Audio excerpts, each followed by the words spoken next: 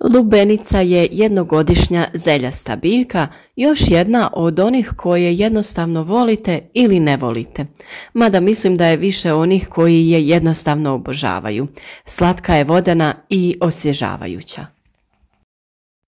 Korijen joj je snažan i većinom se razvija do 40 cm dubine tla, mada glavni korijen dopire do čak 2-3 metra dubine.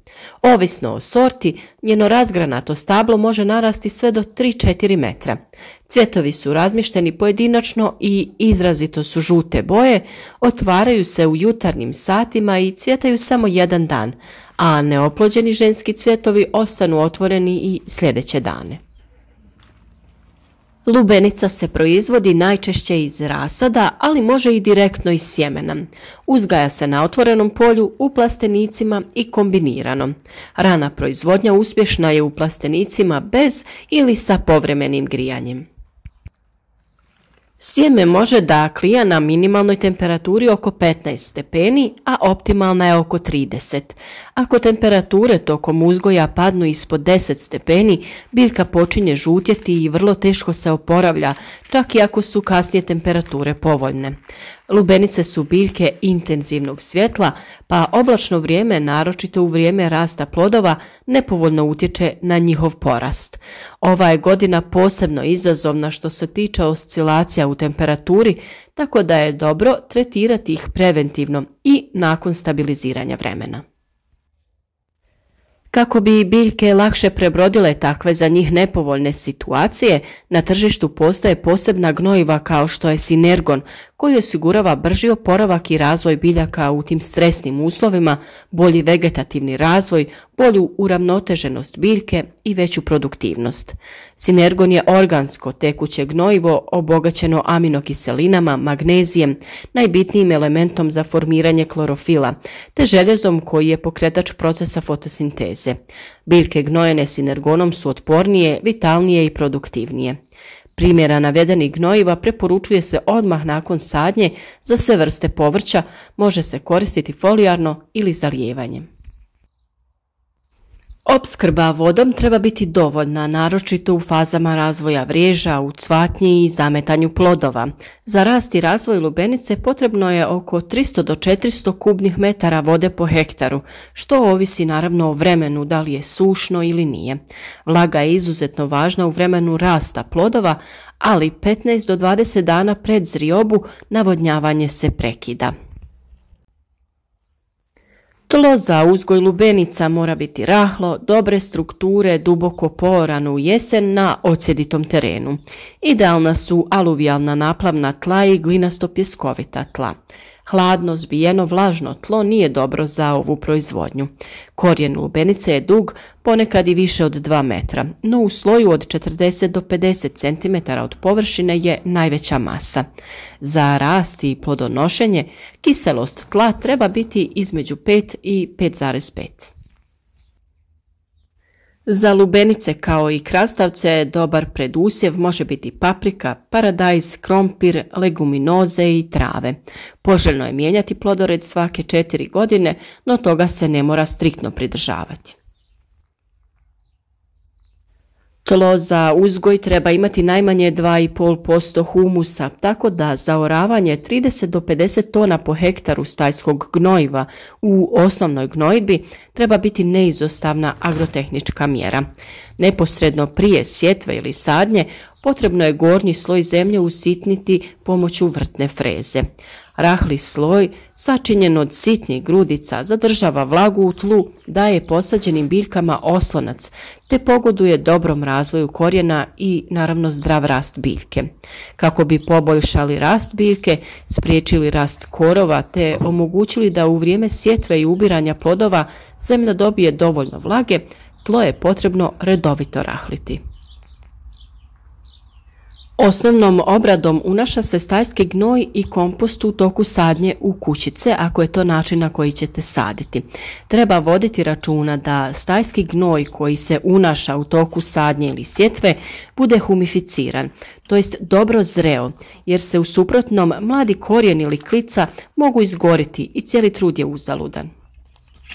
Ukoliko stajski gnoj unosite u kućice, potrebno je oko 2 kg po kućici. Stavlja se na dno, a iznad stajskog gnoja nanosi se tanki sloj zemlje. U osnovnoj obradi unosi se i 400 do 500 kg mineralnog gnojiva MPK u omjeru 1:1. Fosfor je vrlo značajan za dobar prinos. Prihrana lubenice, ako nemate neke preporuke i analizu tla, vrši se 10 dana od presađivanja do 50% težine prva 2 ploda.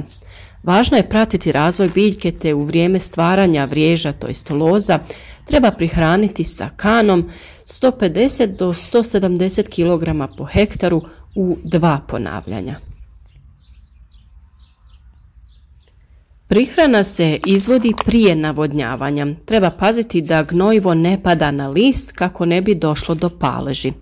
Ovo naravno nije važno ako imate sistem zalijevanja kap po kap, pa se gnojivo zajedno sa vodom unosi u zonu korijena. Ujedno to je svakako i najbolja metoda.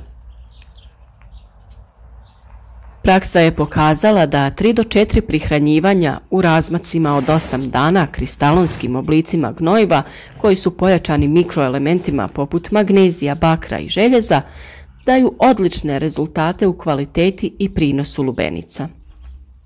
Kristalonska gnojiva mogu se i folijarno primijeniti u koncentraciji od 0,1 do 0,2%, ali moraju imati uputu za tu vrstu primjene. Folijarnu prihranu treba vršiti kasno poslijepodne, rano ujutro ili za vrijeme oblačnih dana. Na pripremljenu zemlju se postavlja crna folija koja mora dobro prijanjati uz tlo. Na razmak 70 do 80 cm u redu naprave se otvori u koje se sije sjeme ili se sade sadnice lubenice.